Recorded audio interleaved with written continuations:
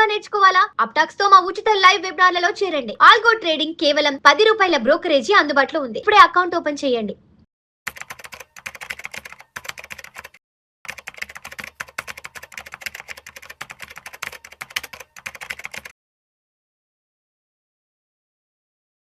నమస్తే అండి, welcome to Suman TV. నేను వెల్లి చక్రధర్. ఇక్కడ చూద్దామండి, మన ఏఎఫ్ కేటగిరీ 2లో ఒక క్లోజింగ్ అవుతుందండి. ఈ ఏఎఫ్ కొత్తలో మనకి జూన్ ఎండింగ్ కల్లా కావచ్చు, లేదా జూలై 15th కల్లా కావచ్చు. ఈ ఏఎఫ్ అనేది క్లోజ్ అయిపోతుంది. ఇది one of the best AF అని చెప్పొచ్చండి. కేటగిరీ 2లో వస్తుంది. సో ఈ ఏఎఫ్ని మనం ఎవరు కూడా వదులుకోకండి. అవకాశం మేరకు ఉన్నంత కెపాసిటీ ఉంటే మాత్రం తప్పకుండా ఇన్వెస్ట్మెంట్ చేసి ప్రాఫిట్స్ అయితే బుక్ చేసుకోమని చెప్తున్నాను. అసలు ఇది ఎలా వర్కౌట్ అవుతుందో చూస్తామండి. ఇది చూడండి, ప్రీ ఐపీఓకి సంబంధించిన ఏఎఫ్ అనమాట. అంటే వీళ్ళు ఏం చేస్తారంటే, చాలామంది తెలుసు అన్లిస్టెడ్ స్టాక్స్ మార్కెట్లో చాలా అవైలబిలిటీలో ఉంటాయి. దగ్గర చూస్తే మనకి ఇవాళ ఇండియాలో 256 కంపెనీస్ ఉన్నాయండి. ఐపీఓలకు రాబోతున్నాయి త్వరలో. సో ఇక్కడ నుంచి ఒక 2-3 years ఆర్ 4 years టైం ఫ్రేమ్లో రాబోతున్న కంపెనీస్ అన్నీ ఉన్నాయి. సో అట్లాంటి 250 కంపెనీస్లో కూడా వీళ్ళు జల్లెడ బట్టి చాలా బెస్ట్ కంపెనీస్ ఏంటని సెలెక్ట్ చేసుకుంటారండి. సో ఇందులో మనం ఎలా ఇన్వెస్ట్మెంట్ చేయాలని చూస్తే, మన అందరికీ తెలుసు ఏఎఫ్ అనగానే మినిమంగా పెట్టాల్సిన ఇన్వెస్ట్మెంట్ వచ్చి 1 crore పెట్టాలండి. సో ఆ 1 crore కూడా మనం ఫస్ట్ ఇనిషియల్గా ఒక 40 lakhs ఇవ్వాల్సి ఉంటుందండి. ఇనిషియల్ అమౌంట్ 40 lakhs ఇవ్వాల్సి ఉంటుంది.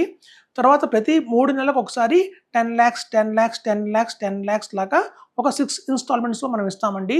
అంటే చూడండి, దగ్గర మనం పెట్టే అమౌంట్ కూడా 1 crore ఒక్కసారి పెట్టట్లేదు. ఇక్కడ 1.5 year టైం ఇస్తున్నారు దగ్గర మనకి.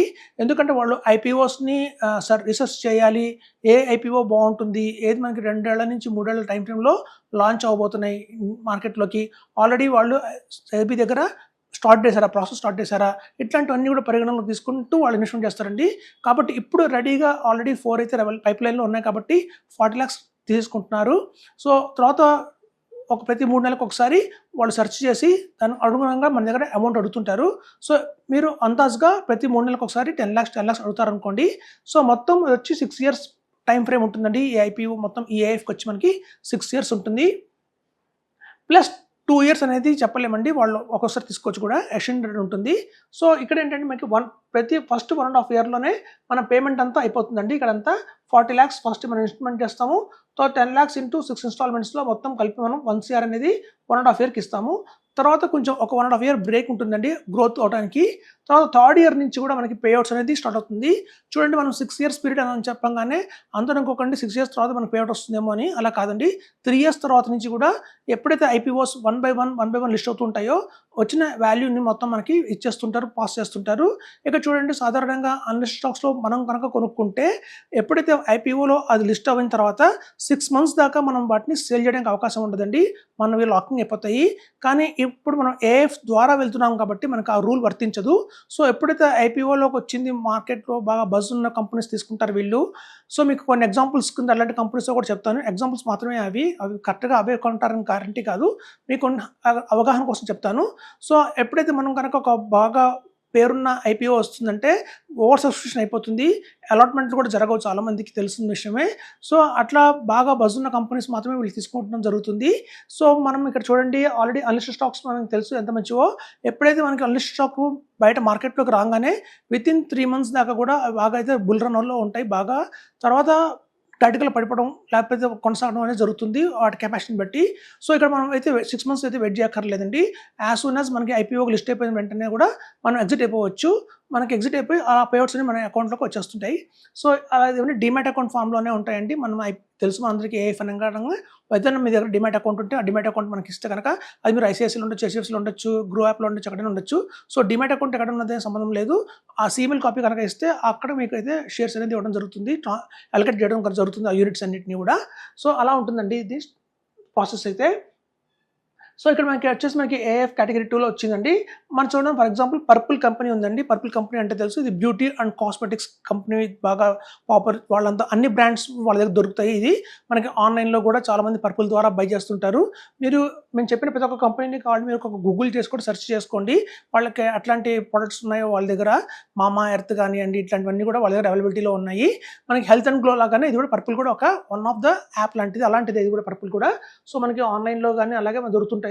వాళ్ళ అన్ని బ్యూటీ ప్రొడక్ట్స్ అన్ని వాళ్ళ దగ్గర అండర్ వన్ రూఫ్లో వాళ్ళు ప్రొవైడ్ చేస్తున్నారండి. విత్ భారీ డిస్కౌంట్స్తో కూడా మనకు దొరుకుతుంటాయి వీళ్ళ ద్వారా కొంటే. సో అది పర్పుల్ అనేది. సో అలాగే చూస్తే మీకు మంజుశ్రీ ప్లాస్టిక్ అని ఉందండి. ఇది చూడండి, మంజుశ్రీ ప్లాస్టిక్ అనేది ఒక ఇండియాలో చూడండి టాటా కానివ్వండి, హిందుస్థాన్ యూనిలివర్ కానివ్వండి, అలాగే చాలా చాలా పెద్ద పెద్ద కంపెనీలకి వీళ్ళు ప్లాస్టిక్ సప్లై చేస్తారంటే సపోజ్ మీరు టాటా సాల్ట్ తీసుకోండి, ఆ టాటా సాల్ట్కి ప్యాకింగ్ కవర్ ఏదైతే ఉంటుందో అది వీళ్ళు తయారు చేస్తారు. సో అట్లా ఇండియాలో గోడ్రేజ్ కానివ్వండి, అలా పెద్ద పెద్ద కంపెనీలన్నిటికీ కూడా సప్లై చేసేది ఎవరు అంటే మనకి మంజుశ్రీ వాళ్ళండి. సో వీళ్ళంతా ప్లాస్టిక్ మనకి బాటిల్స్ కానివ్వండి, కెన్లీ బాటిల్స్ ఉంటుంది సార్, ఫర్ ఎగ్జాంపుల్ చెప్తున్నాను, వాటర్ బాటిల్స్ అలాంటివన్నీ కూడా వీళ్ళే సప్లై చేస్తుంటారు. సో అది కూడా one of the best company అని చెప్తున్నానండి.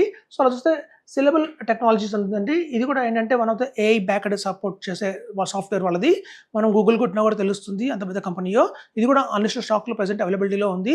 సో ఇట్లాంటి స్టాక్స్ అన్ని కూడా వాళ్ళు కొంటారండి. వాళ్ళకు ఒక అవగాహన ఉంటుంది మార్కెట్లో ఒక రాబోయే జస్ట్ 2-3 ఇయర్స్ టైం ఫ్రేమ్లోనే ఏవైతే ఐపీఓకి వస్తున్నాయో ఆల్రెడీ సెబీ దగ్గర వాళ్ళు ప్రాసెస్ అయితే మొదలుపెట్టారో అట్లాంటి కంపెనీస్ని వాళ్ళు తీసుకుంటారు. కాబట్టి మనం అనుకున్న టైంకి ఎగ్జిట్ అవుతామని అయితే గ్యారంటీగా చెప్పొచ్చు మనం.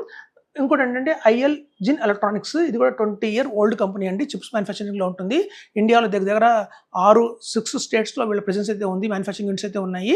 వాళ్ళు ఎక్స్పోర్ట్స్ కూడా బాగా చేస్తుంటారు. సో ఇట్లాంటివన్నీ కూడా మనకి రాబోయే అన్లిస్టెడ్ స్టాక్స్లో అవైలబిలిటీలో 400 రూపీస్ 100 రూపీస్ అలాంటి ఆ రేంజ్లో మనకి ప్రోడక్ట్ దొరుకుతున్నాయి. సో అట్లాంటివన్నీ ఐడెంటిఫై చేసి ఉన్న 256 కంపెనీస్లో కూడా వాళ్ళు జల్లెడ పట్టి కేవలం 7 to 8 ఐపీఓస్ మాత్రమే తీసుకుంటారండి. బాగా గుర్తుంచుకోండి. బాగా ఎక్కువ ఎన్నో ఐపీఓస్ తీసుకోరు. కేవలం 6 to 7 కంపెనీస్ మాత్రమే జమ్స్ లాంటివే ఐడెంటిఫై చేస్తారు. బాగా బ్రాండ్ ఉండాలి, గుడ్ విల్ ఉండాలి, లాస్ట్ 3 years నుంచి ప్రాఫిట్ మేకింగ్ ఉండాలి, అట్లీస్ట్ 28% జిఆర్జిఆర్ ఉండాలి. ఇట్లాంటివన్నింటిలోనే వాళ్ళు ఇన్వెస్ట్మెంట్ చేస్తారండి. సో ఇది వన్ ఆఫ్ ద బెస్ట్. మనం ఒకసారిగా 1 crore ఇన్వెస్ట్మెంట్ చేయక్కర్లేదు. ఫస్ట్ 40 lakhs పెట్టాలి, తర్వాత 10 lakhs చొప్పున మనం ఎవ్రీ మంత్ కూడా ఇవ్వచ్చు. ఇది June 30th క్లోజ్ అయిపోతుంది అంటున్నారు. మోస్ట్లీ మనం 15th July దాకా ఎక్స్పెక్ట్ చేయొచ్చు. 15th July 2026 తర్వాత ఇది బహుశా మార్కెట్లో ఉండకపోవచ్చు. ఆల్రెడీ క్లోజ్ అయిపోయిన తర్వాత మళ్ళీ ఫ్యూచర్లో ఏదైనా వస్తే ఇట్లాంటిది మళ్ళీ వేరే ఏఎఫ్ వస్తుంది. సో ఇదండి ఏఎఫ్ మాత్రం క్లోజింగ్ ఉందని చెప్తున్నాను. Thank you.